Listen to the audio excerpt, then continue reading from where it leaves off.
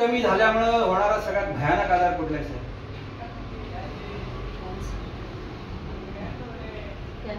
Cancer. Cancer हे immunity कमी झाल्याचंच लक्षण आहे.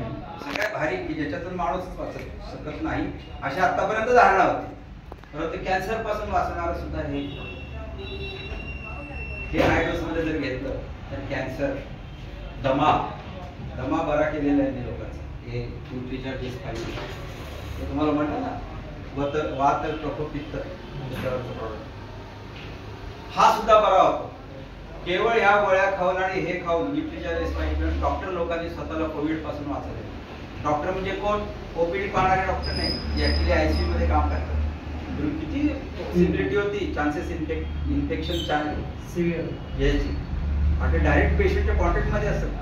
अर्धा मिनिट जरी तुमचा मास्क गेला तोंडावरून झालं लगेच कोविडला काय फास्ट सर्क्युलेशन.